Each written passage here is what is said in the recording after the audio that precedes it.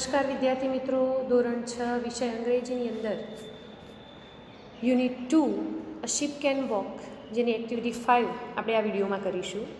તો એક્ટિવિટી 5 જેની અંદર ધ શીપ ઓફ ડેઝર્ટ રણનું વાહન એના વિશે આપણે શીખવાનું છે. તો અહીંયા આગળ લાયન એન્ડ કેમલ એટલે કે બંને એનિમલ સિંહ અને ઊંટ એ બંને પ્રાણીઓ એકબીજા સાથે વાતચીત કરી રહ્યા છે અને એ બંને એકબીજાની સાથે વાતચીત કરતાં કરતાં એ પોતાની અંદર કઈ કઈ ક્ષમતાઓ છે એના વિશે વાત કરે છે. તો અહીંયા આગળ ઊંટ એ પોતે કહે છે કે પોતાની પગની ગાદી એ રીતની છે કે જેના કારણે રણની અંદર રહેલી જે રેતી છે એ એના પગને દજાડતી નથી અથવા તો ત્યાં રહેલા કાંટા એ પણ એના પગની અંદર ખૂંપી જતા નથી અને તે રણની અંદર એ કાંટાળી વનસ્પતિ જ ખાય છે. તો એની જીભ પણ એ રીતે છે કે એ પણ એને કાંટા ખૂંપતા નથી. તો અહીંયા સિંહ જે છે એ પણ કહે છે કે હું ખૂબ જ ઝડપથી દોડી શકું છું. તો ઊંટ એને રણની અંદર ચાલવા અથવા તો દોડવા માટે વાત કરે છે. તો કે રણની અંદર એ ગરમ રેતી ઉપર હું ચાલી શકું નહીં, એના પગ પણ ગાદીવાળા છે અને ચાલી શકતો નથી. એ સિવાય ઊંટ એમ પણ કહે છે કે હું ઘણા બધા દિવસ સુધી એટલે કે એ અહીંયા 2 અઠવાડિયા સુધી પાણી વગર અને ખોરાક વગર પણ રહી શકે છે. તો અહીંયા સિંહ કહે છે કે ના, એ પોતે ખોરાક કે પાણી વગર રહી શકતો નથી. તો હવે આપણે અહીંયા આ યુનિટ એટલે કે આપણું જે મેઇન લેસન છે ધ શીપ ઓફ ડેઝર્ટ એ જોઈશું. હું દરેક વાક્ય વાંચીશ અને એનું ટ્રાન્સલેશન કરીશ. લાયન સે રોરિંગ, ટુ રોર એટલે ગર્જના કરવી. સિંહ જે પોતે અવાજ કરે છે એને શું કહેવાય? ગર્જના કરવી. ઇંગ્લિશમાં રોર. લાયન સે રોરિંગ, હુ આર યુ? તો સિંહ ગર્જના કરીને કહે છે કે હુ આર યુ? તું કોણ છે? Camel says looking down at the lion. ઊંટ સિંહની તરફ નીચે જોઈ અને I am the ship of the desert. હું રણનું વાહન છું, જહાજ છું. Who are you? તું કોણ છે? લાયન સે ડોન્ટ યુ નો મી? તો સિંહ કહે છે શું તું મને જાણતો નથી? I am the king of the forest. હું ફોરેસ્ટ એટલે કે જંગલનો રાજા છું. કેમલ સે આર યુ?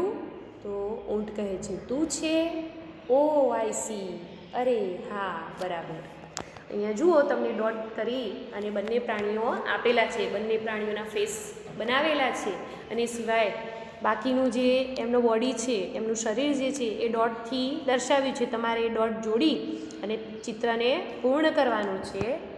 હવે નીચે આપણે જોઈએ આગળ, અહીંયા આપણે તમને સૂચના આપી છે કે કમ્પ્લીટ ધ પિક્ચર. તો આ ચિત્ર તમારે પૂર્ણ કરવાનું છે. તો અહીંયા કેમલ કહે છે આર યુ? તું છે? ઓ આઈ સી, અરે બરાબર. તો અહીંયા આગળ શું કહે છે? Lion says you call yourself the ship of the dessert.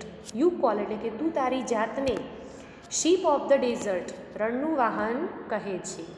તું તારી જાતને રણનું વાહન કહે છે. How can you be a ship? તું કઈ રીતે વાહન હોઈ શકે? You are an animal. તું પ્રાણી છે. કેમલ સે લુક એટ માય ફીટ. મારા પગ જો. They are thick and padded. Thick એટલે કે જાડા અને પેડેડ એટલે ગાદીવાળા. તે જાડા અને ગાદીવાળા છે. The hot sun does not burn them. ગરમ રેતી ધેમ એટલે તેઓને એટલે કે પગને દજાડી શકતી નથી. Lion says my feet are padded too. તો સિંહ કહે છે કે મારા પગ પણ, ટુ એટલે પણ, મારા પગ પણ ગાદીવાળા છે. Thorns don't prick them and I can run 80 kilometres પર અવર. પ્રિક એટલે ખૂંપી જો. થોર્ન્સ એટલે કાંટા. કાંટા તેમાં થોર્ન્સ ડોન્ટ પ્રિક ધેમ. કાંટા તેમાં ખૂંપી શકતા નથી. And I can run 80 kilometres પર અવર. અને હું કલાકના 80 કિલોમીટરની ઝડપે દોડી શકું છું. Camel that is true. તો ઊંટ કહે છે ધેટ ઇઝ ટ્રુ, તે સાચું છે. You can run 80 kilometres an hour in the forest. તું જંગલની અંદર કલાકના 80 કિલોમીટરે ઝડપે દોડી શકે છે. But can you run even a kilometre on the hot send? પરંતુ ગરમ રેતી ઉપર તું 1 કિલોમીટર દોડી શકે? લાયન સે મે બી નોટ બટ, તો સિંહ કહે છે કદાચ નહીં પરંતુ. અહીંયા આપણે આગળનું પેજ જોઈએ.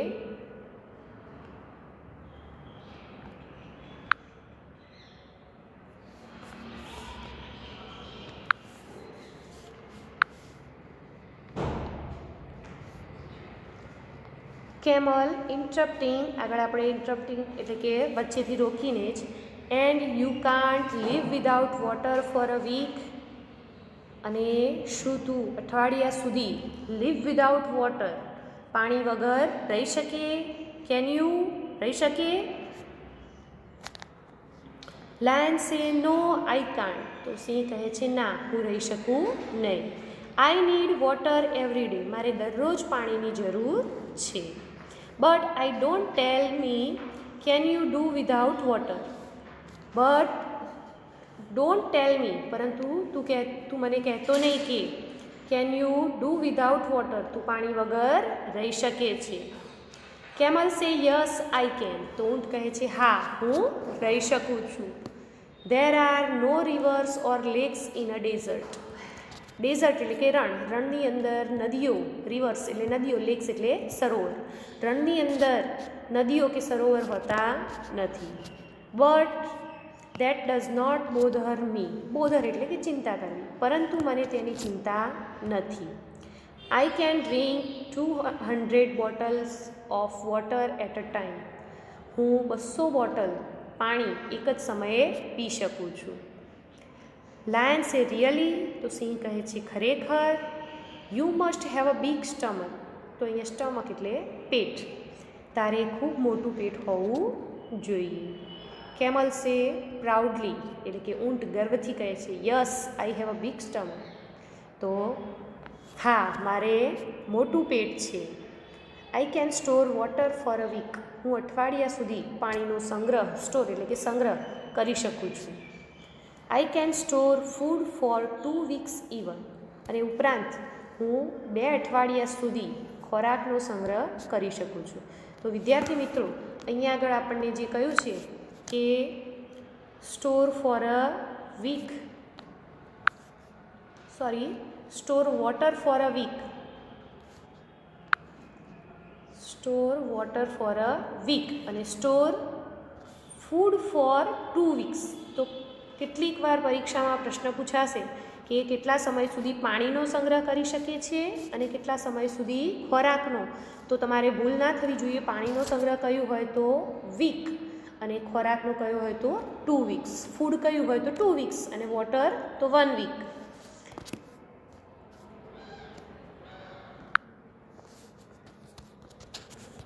Lion says showing a lot of interest, સિંહ ખૂબ જ રસ દાખવીને, રસ બતાવીને.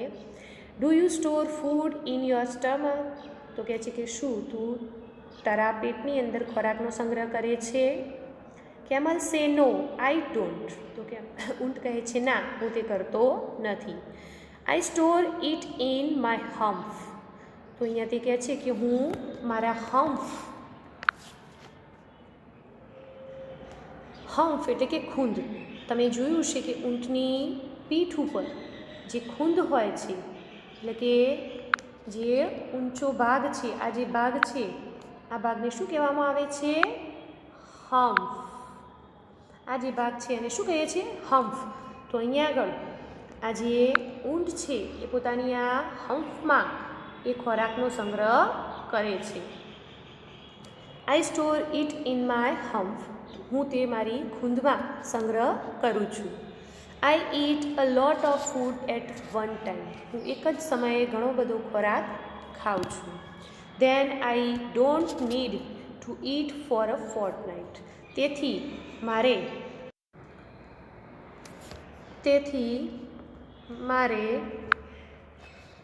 અહીંયા આગળ ફોર્ટનાઇટ એટલે કે પખવાડિયું, 15 દિવસનો જે સમય હોય છે એને પખવાડિયું કહીએ છીએ. આગળ ઉપર આપણને કહ્યું છે કે 2 વીક્સ એટલે કે 15 દિવસ.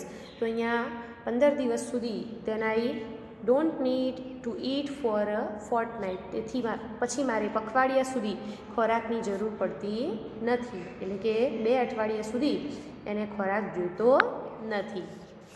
Lion said that's interesting. તો સિંહ કહે છે તે રસપ્રદ છે. But what do you it? પરંતુ તું શું ખાય છે?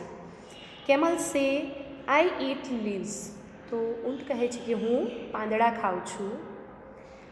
Lion says but there are no trees in a dessert.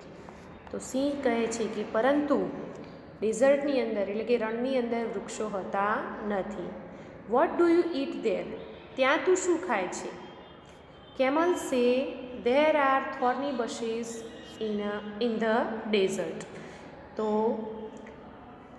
ઊંટ કહે છે કે ધેર આર થોર્ની બશીસ એટલે કે કાંટાવાળી ઝાડી, જે કાંટાવાળા નાના વૃક્ષો હોય છે એ જંગલની અંદર હોય છે, રણની અંદર હોય છે. They are thorny bushes in the desert. રણમાં કાંટાળી ઝાડી હોય છે. I eat thorns. હું કાંટા ખાઉં છું. થોર્ન્સ એટલે કાંટા. The thorns don't prick my thick tongue. Thick એટલે કે જાડી, ટંગ એટલે જીભ. કાંટા મારી જાડી જીભમાં પ્રીક ખૂંપી શકતા નથી, ખૂંપતા નથી. લાયન સે હાઉ વન્ડરફુલ. તો સિંહ કહે છે કેવું અદ્ભુત છે. Camel says king of the forest please come with me to the desert. તો ઊંટ કહે છે કિંગ ઓફ ધ ફોરેસ્ટ જંગલના રાજા please come with me to the desert. જંગલના રાજા મહેરબાની કરીને મારી સાથે રણની અંદર આવો. Lion says no please I can't walk on burning sand. તો આપણે અહીંયા પહેલાં આટલું વાક્યનું ગુજરાતી કરીએ. Lion says no please. તો સિંહ કહે છે ના, મહેરબાની કરીને નહીં. આઈ can't walk on burning send. હું બર્નિંગ સેન્ડ એટલે કે દઝાડતી રેતી ઉપર ચાલી શકતો નથી. I can't store food and water and I can't it thorns. હું ખોરાક, પાણીનો સંગ્રહ કરી શકતો નથી અને આઈ કાન્ટ ઇટ થોર્ન્સ અને હું કાંટા ખાઈ શકતો નથી. Goodbye and good luck. આવજો અને સદભાગ્ય. ગુડ લક સદનસીબ. O ship of the desert. અરે રણના વાહન, રણના જહાજ, આવજો, ગુડ લક. તો અહીંયા આગળ આ લેસનની અંદર આપણને અહીંયા એક બીજું ચિત્ર આપેલું છે, જેમાં આપેલા શબ્દો પુટ ધ મિસિંગ લેટર્સ એટલે કે એક્ટિવિટી 5B અંદર તમને કેમલનું ચિત્ર આપ્યું છે અને એ ચિત્રની અંદર તમે જુઓ છો ચિત્રમાં કે મિસિંગ લેટર એટલે કે અહીંયા તમને જે બ્લેન્ક આપી છે એ બ્લેન્ક તમારે અહીંયા પૂરવાની છે. તો અહીંયા તમને મેં બતાવી અને કહ્યું હતું કે આ ભાગને શું કહેવાય છે? હમ્પ. તો એ પ્રમાણે અહીંયા તમારે હમ્પનું સ્પેલિંગ લખવાનો છે. તો શું થશે? અહીંયા તમને કેટલાક શબ્દો આપેલા છે, અહીંયા લાસ્ટ લેટર આપ્યો છે સ્પેલિંગનો, તો આગળનો સ્પેલિંગ તમારે લખવાનો છે. તો શું થશે? હા, હમ્પ, HUMP. એ જ પ્રમાણે અહીંયા બીજું શબ્દ લખવાનો છે. અહીંયા એના બોડી પાર્ટ્સ એટલે કે શરીરના ભાગ પ્રમાણે અહીંયા આપેલું છે. તો તમે જુઓ છો કે આ શું છે? ઊંટનું પેટ છે. શું કહેવાય એને? સ્ટમક. તો એ પ્રમાણે અહીંયા તમારે સ્પેલિંગ કમ્પ્લીટ કરવાનો છે, સ્ટમક. એ જ પ્રમાણે નીચે અહીંયા ફીટ, એના પગ છે તો ફીટ. અહીંયા આગળ એના શરીરનો ભાગ નથી પણ શું બતાવ્યું છે? રણની રેતી છે, સેન્ડ.